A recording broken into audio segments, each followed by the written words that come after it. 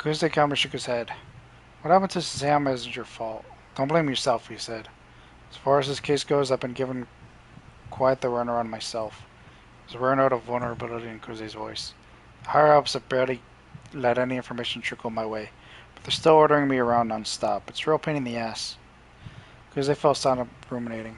The quiet lingered between the two men for several moments before he abruptly spoke again.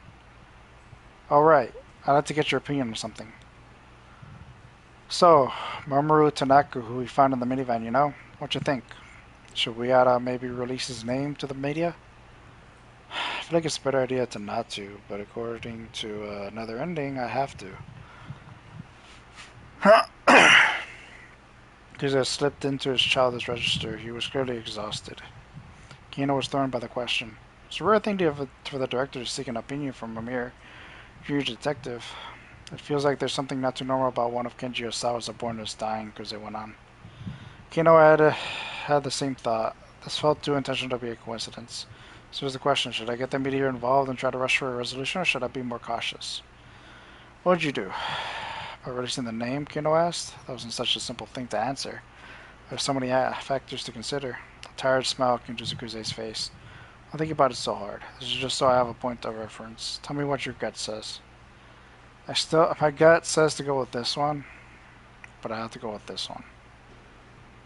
I think releasing the name should be alright. There was still a lot they didn't know about Tanaka. The fact that the final stop for the ransom relay was Tanaka's condo implied some sort of connection between him and the kidnappers, but they still had no idea what his role in the abduction might have been. They also didn't have any motive for why Tanaka would be helping the kidnappers in the first place. By sharing some of what they did know with the public, they might be able to garner some new leads. You'd release the name? Alright then. Without another word, Kuze headed back toward the conference room.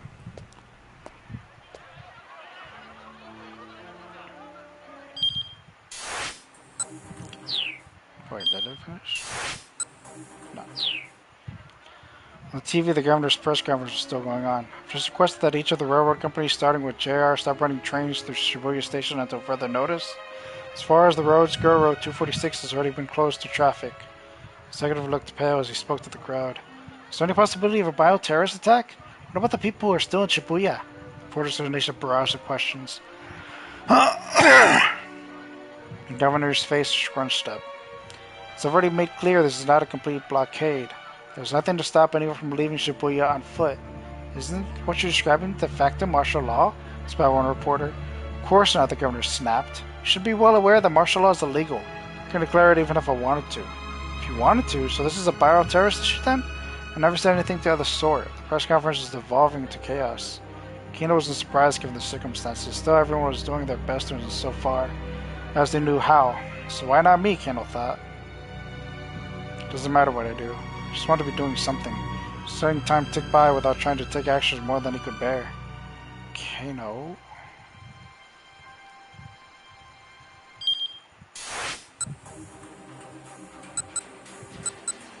I said, really? Yeah, just put one thing and it ruins everything.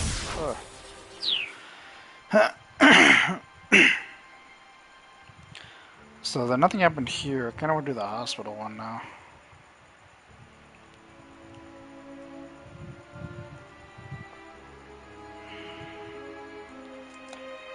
Kano was worried about Sasayama and decided to visit him in the hospital.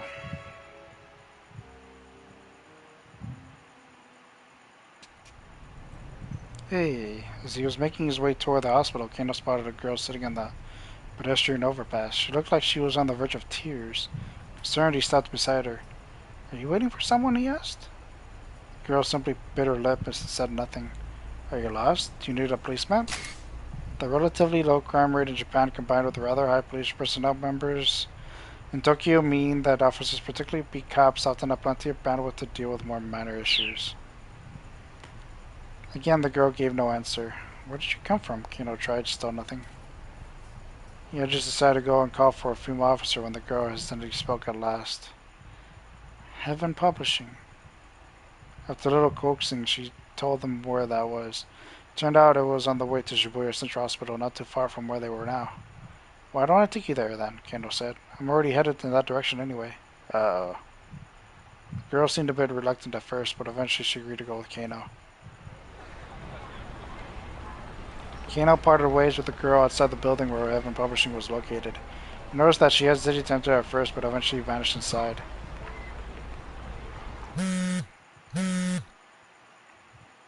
Kano's phone rang as he was about to continue on his way. When he appeared at the incoming call display, his heart nearly stopped. There was Tenno's name. Kano quickly pressed the button to accept the call. Tenno, is that you? There was a whole mountain of things Kano wanted to ask. Just what had he been doing this whole time? Why had he let Al-Karawan go free? What had happened to Hitomi? While he was trying to decide what question to pose first, Tenno spoke. I've secured Maria Osawa. What? The word came out as a startled gasp. Detective Tenno, you have to bring her here ASAP. Right now, she's... Tenno cut him off. You need to bring Hitomi Osawa to my location at once. Hitomi? Osawa? Yes. I heard over the wireless that the man from the U.S. Embassy had her in custody. Kano hadn't been listening to the most recent wireless traffic. Apparently Stanley had managed to find Hitomi. What was the Tenno getting at here? Wait, hold on. What for? I mean, why do you need me to bring Hitomi Osawa to you? There was no reply. Detective Tenno answered me. Please. Tenno replied as if he hadn't heard Kano's questions. There's an office building in Nanpadai called South Hill. I'll be waiting for you on the rooftop. If you don't bring her, I'll kill Maria. With that grisly warning, he hung up. Kano's hand went limp. His phone slipped from his grasp and fell to the floor.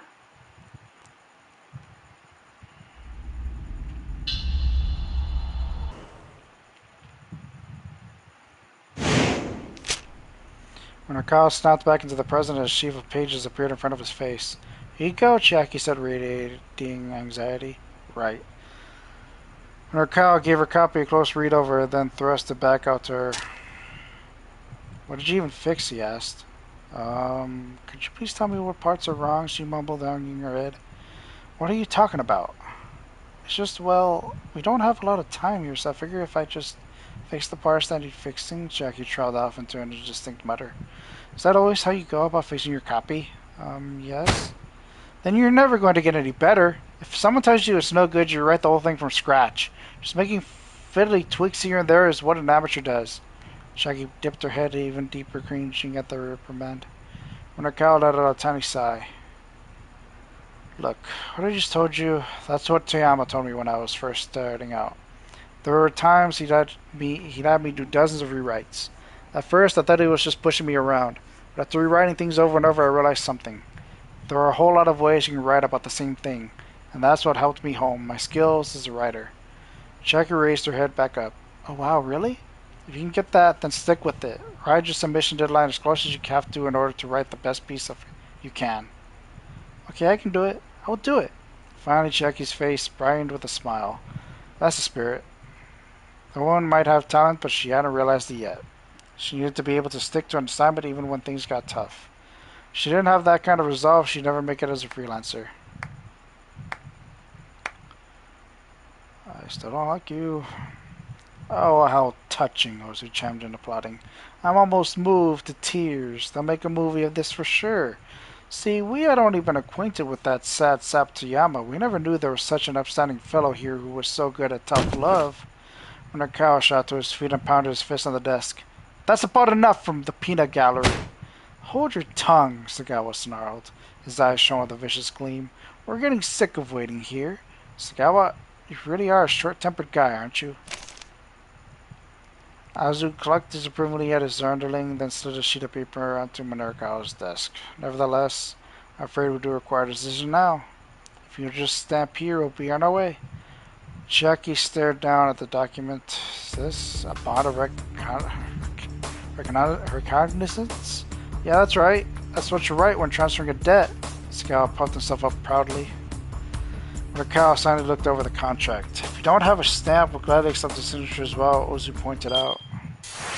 Dang it, I have to read all this again. Face the pal, Sagawa added. If you don't hurry up and sign, we're never going to stop going after Toyama's daughter. When Arakawa snatched up a pen, Mr. Mino, you can't do this. Think about what you're doing, Chiaki shouted. If you go through with this... You just wind up like Mr. Toyama. I won't. Yes, you will. Just who the hell do you think I am? I'm Minoru Minorikawa, damn it. I'm going to land so many scoops that will make your head spin. I'm going to pay back this debt and rebuild Heaven Publishing. But why would you take such a risk? Shaki sobbed. Minorikawa lowered his voice. Because I owe him so much. I can't stand by and let these scumbags kill his daughter. Aha! Before Minorikawa could sign, Sagawa started him with a sudden exclamation. Looking up, Minorikawa saw what the lone sharks had seen. Little Hana standing by the door. Get her! Hana boss. Ozu and Sagawa rushed at the girl. Run! Minorikawa shouted. Ah, god damn it. I know I fucked up. Hana bolted right back out the door, but Ozu managed to snatch her up just as she reached the stairs. Let's be on our way, shall we? A vile grin came to Ozu's cruel face as he headed down the stairwell. Stop! Let her go! Minorikawa rushed after them, trying to grab the girl. Sagawa drove a punch right into his face. Dang it. Oop. The pain staggered him. Nevertheless, he managed to press on. Get your hands off! Off that girl! Shut your damn mouth! Something hard slumped into his chest. His vision went dark. He felt himself slipping from consciousness. Just before he blacked out, he heard Hana's voice. I'm sorry, Uncle Minorikawa. Sorry. No, I'm the one who should be apologize. Before his thoughts got any further, Minorikawa passed out. Damn it. I was hoping you signed it before. Hana gets caught. Hana showed up at the office only to get caught by the moneylenders.